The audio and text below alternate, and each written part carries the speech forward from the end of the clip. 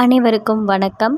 இன்றைக்கி நம்ம மகாபாரதமில் என்ன கதை பார்க்க போகிறோம் அப்படின்னா, சகுனி குருகுலத்தை அழிக்கும் காரியங்களை ஏன் செய்தான் ஏன்னு பார்ப்போமா?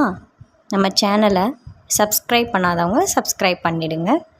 லைக் பண்ணுங்கள், ஷேர் பண்ணுங்கள், கமெண்ட் பண்ணுங்கள். வாங்க கதைக்குள்ளே போகலாம். காந்தார மன்னன் சுலபன். காந்தார மன்னன் பேர் சுலபன். காந்தார மன்னனோட பெயர் சுலபன். அவனோட மகள் தான் காந்தாரி. காந்தார நாட்டு இளவரசி. அழகும் இளமையும் நல்ல பண்புகளும் மட்டுமில்லாமல் ஆயுத கலையிலையும் பயிற்சி பெற்றவள் காந்தாரி. எல்லா விதமான ஆயுதங்களையும் சுலபமாக கையாளுற திறன் கொண்டவள் அவள் அழகு அறிவு நிரம்பி இளமையின் பூரிப்பில் மதந்திருந்த காந்தாரிக்கும் எல்லா பெண்களையும் போல திருமணத்தை பற்றிய தன்னோட மணாளனை பற்றியும் கனவுகளும் கற்பனைகளும் மனது முழுக்க நிறைஞ்சிருந்துச்சு. சிவபெருமான் தனக்கு 100 பிள்ளைகள் பிறக்கணும்னு அவ சிவபெருமான்கிட்ட வரத்தை வாங்கிட்டா. அவளோட ஜாதக தோஷத்தின்படி அவளை திருமணம் செய்கிற முதல் கணவன் இறந்துடுவான் அப்படின்னு விதி இருந்தது. இது தெரிஞ்சால் எந்த மன்னனும் தன்னோட மகளை மனம் புரிய துணிய மாட்டானே அப்படின்ற கவலை காந்தார மன்னன் சுலபனுக்கு ரொம்ப வருத்தத்தை தந்தது. அதே சமயத்தில் பீஷ்மர் தன் குலந்தலைக்க குருகுலத்தோட வாரிசுகளான திருதராஷ்டிரனுக்கும் பாண்டுவுக்கும் பெண் தேடி கொண்டிருந்தார்.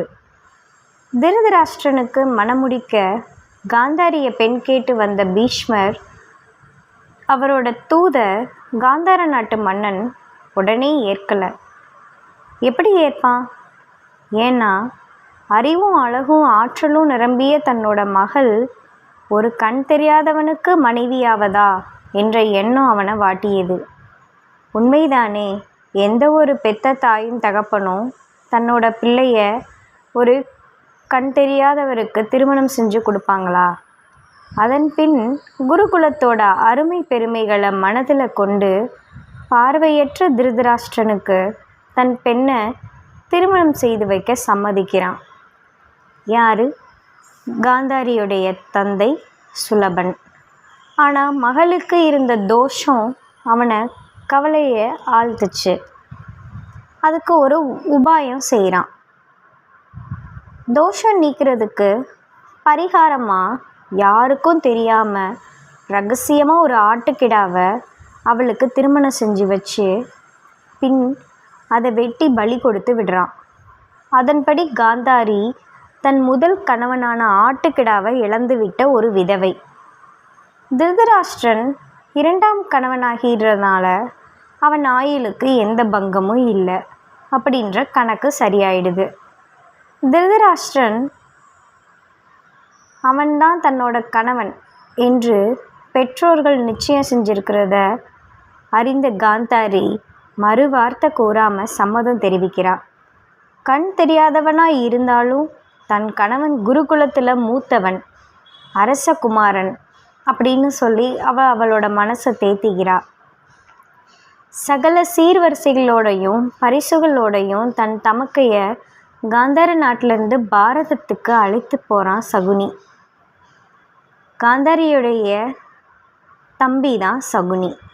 அங்கே காந்தாரியும் சகுனியும் சகல மரியாதையோடு வரவேற்கப்படுறாங்க. திருமண ஏற்பாடு விமர்சையாக நடைபெறுது. தன் கணவன் பார்வையற்றவனாக இந்த உலகை பார்க்க முடியாத காரணத்தால் தானும் இனி இந்த உலகத்தை பார்க்க மாட்டேன்னு தன் கண்ணை கருப்பு துணியை கொண்டு கட்டிவிட்டா காந்தாரி.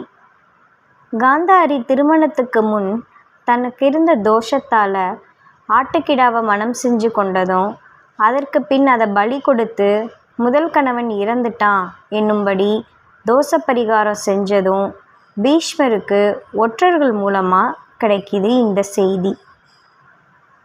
தன்னோட குலத்துக்கு ஒரு விதவை மருமகள் ஆவதா? இந்த விஷயம் மற்றவர் தெரிஞ்சா ரொம்ப இகழ்ச்சிக்கு ஆளாக நேரிடுமேன்னு எண்ணினார் பீஷ்மர். இந்த விஷயத்தை மறைச்சு திருமணம் செஞ்ச சுலபனையும் அவனோட நாட்டையும் நிர்மூலமாக்கணும்னு பீஷ்மர் எண்ணினார்.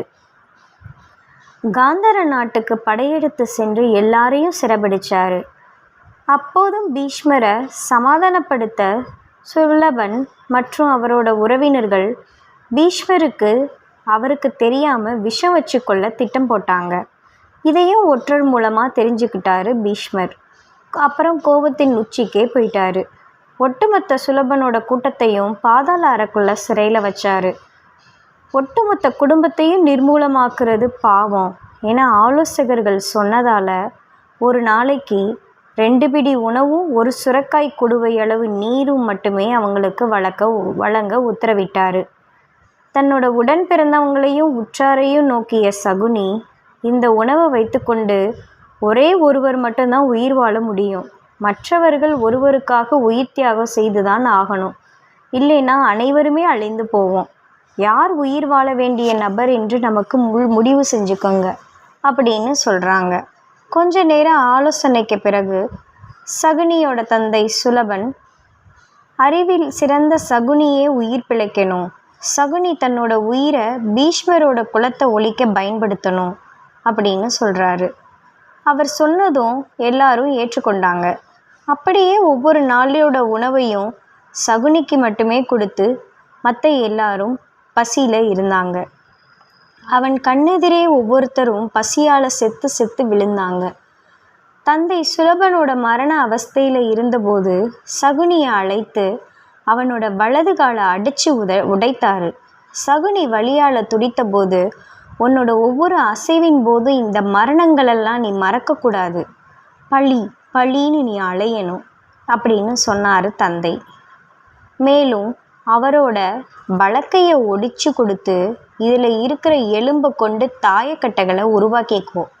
சூதாட்டத்தில் சிறந்த உனக்கு இந்த தாயக்கட்டைகளே வேண்டிய எண்ணெய் கொடுக்கும். இதை கொண்டே குரு வம்சத்தை அழிச்சிரு அப்படின்னு சொன்னார். அதன்படியே அத்தனை உறவுகளையும் அவன் இழந்தான் சகுனி. பல வருடங்களுக்கு பின்னர் அனைவரும் மாண்டிருப்பர்னு கருதிய துரியோதனன் சிறைச்சாலையில் புகுந்து பார்த்தான். துரியோதனன் மேலே ஆத்திரம் பொங்கினாலும் சகுனி அதனை அடக்கி கொண்டான். அன்பு மருமகனே, நீ எனக்கு எவ்வளவு பெரிய உபகாரம் செஞ்சிருக்கிற. இந்த கயவர்கள் எல்லாரும் சேர்ந்து காந்தார நாட்டோன் பட்டத்துக்கு உரியவனாகிய என்ன ஒழிக்க திட்டம் போட்டிருந்தாங்க. நீ அதை உணர்ந்து சிறையில் இட்டு இந்த கொடியவர்களை ஒழிச்சு காந்தார நாட்டை முழுவதும் எனக்கு உரிமையாக்கிக்கிட்ட. இதுக்கு உனக்கு எப்படி கைமாறு செய்கிறதுனே தெரியலன்னு தேன் ஒழுக பேசினான்.